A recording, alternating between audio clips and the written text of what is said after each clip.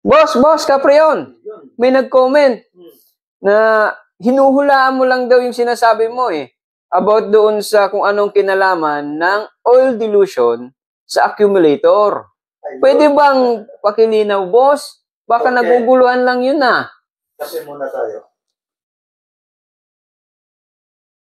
Okay, mga Caprion, ha? Una-una, yung mga comments natin dito, negative, positive ka, ayaw kong tawagin na basher, ha? Yung basing or basher ka, ayaw ko niyan. Dahil tayo dito, friends lang tayo. Nag-share lang tayo ng mga kaalaman natin. Hindi lahat ay sang-ayon, so may kanya-kanyang comments negative dahil sa kanilang pananaw, sa kanilang analysis, mali yung tinuturo natin. Okay, una-una, ang sabi niya, anong kinalaman ng accumulator sa oil dilution? Okay, nabanggit kasi natin mga Caprion.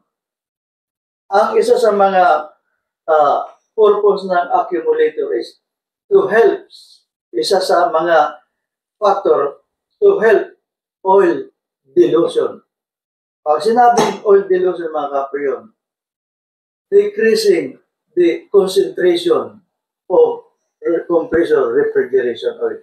Sabi niya dito, basahin ko lang ha. Caprion Joseph L. Galang. Ha? Basahin ko lang to para sa mga viewers natin, sa mga nag-comments ha. Alalahanin natin Caprion ha, Joseph ha. Hindi ka baser sa akin. Tayo ay friends. Basta tayo, palitan lang tayo ng kaalaman, kunting kaalaman, then pagsamasamahin natin, lahat yan magkukumis. So, kumis ni Juan, ni Pedro, ni Maria, pag pinagsama-sama, yun ang majority. Maaring tama. Kayo o tama ako. Okay. Basahin ko lang, Gabriel, ha? Ito yung kanya. Kumis. Sabi niya, iyan na nga ba hinulaan lang. Wahahaha. Ay nako, aral ka ulit, discover the world, insert the word accumulator. Then, dito ulit sa baba, si Joseph pa rin sabi niya, ha. Dati nilagari ko yung lumang accumulator, tiningnan ko yung loob, meron niya U-type na copper pipe. Trabaho talaga niyan, regulate niya yung pasok refrigerant sa compressor. Walang kinalaman ang viscosity ng langis dyan. Okay, Caprion, ganito yan. Ha? Para magandang paliwanagan natin. Ako ito ha, para sa ito, talagang nilagari ko yan ha. Ay, wow. Ito Caprion ha. So, actually, pinaliwanag ko na yan dati sa drawing, pero mas gusto ko i-proof na yung actual talaga. Sabi na sa Biblia, to see is to believe. Sabi ni Thomas. So ito na. Biniak na natin. Ito Caprion ha. You. Yan, you. Ang isa dyan, dito lang sa bungan. Parang ganito yan. Mas maganda yung, saka ito pa, makikita mo yung loob na evaporate ng accumulator. Ito ha, may parang basin sa dyan, division yan, para sa mga contaminants, mga kung ano-anong small foreign particles na kasama ng langis na dyan yan. So, hindi yan mahigop dahil sa accumulator. Ito ulit yan na kukunin ko lang itong natin, itong pinaliwanag natin. Ha? Patutunayan ko sa iyo, Joseph Caprion, na ang accumulator ay malaking trabaho sa oil dilution. Ito, kaya mo to. Kaya analyze mo ha. Ito yung accumulator natin ha. Yan. Ang trabaho nito, yung mga dotted points na yan representing fluid o langis o kaya refrigerant. O may mga halo-halo lahat yan.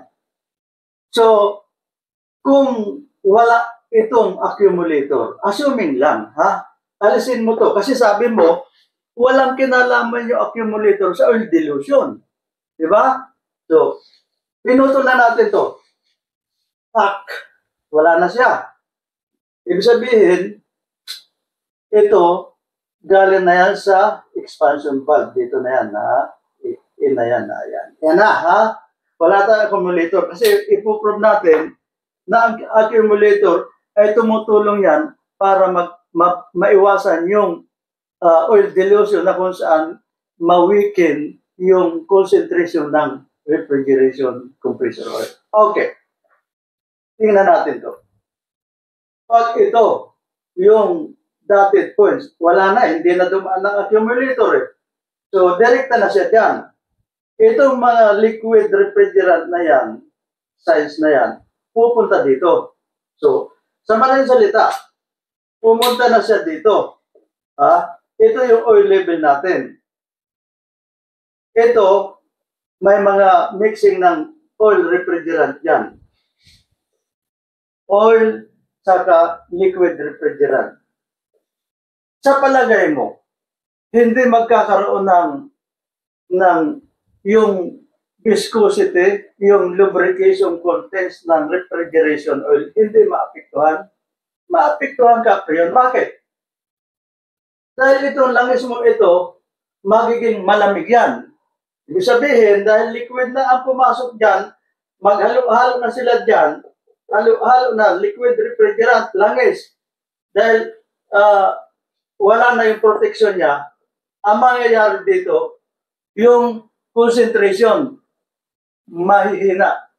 Kung ang viscosity mo ay 150 SSU, so mawawala yung concentration niya dahil sa liquid refrigerant na humalo dito. So ano mangyayari dito? Natural, yung viscosity nito, yung lubrication contents nito, mawi-weaken, magkakaroon ng ano na tawagan? Natural. Pag ito yung lubrication efficiency niya o lubrication contents niya, humina, yung mga mechanical components dito, magkakaroon ng breakdown katagalan. Dahil wala na to eh. Dahil sabi ko nga sa'yo, ang isa sa mga oil dilution ng protection, itong accumulator. Pero sabi mo, anong kinalaman ng accumulator sa oil dilution? Siguro naman, simpleng analysis yan. Ito na, discharge, suction. O, di ba? Ngayon, ibalik natin yan. Ibalik natin yung Caprion. Ayan. Ito na yung normal na sequence natin. Pumasok yung refrigerant, may kasamang small amount of liquid. Nandito siya. Dahil dito, ito hindi diretsuhan yan, Caprion, hindi diretsuhan yan. Ang loob niyan, ito. Ito yung entry point niya, ayan.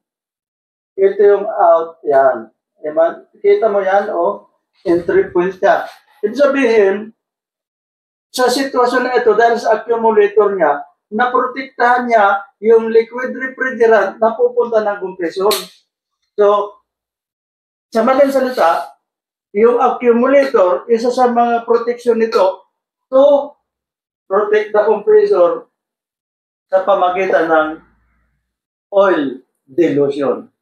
So, palagay ko naman, Caprion, Joseph, ulitin ko hindi tayo nagsisiraan, binabase ko lang sa tanong mo na pinapaliwanag ko kung bakit nga ba ang accumulator ay isa sa mga components na nagpo-protect against oil dilution.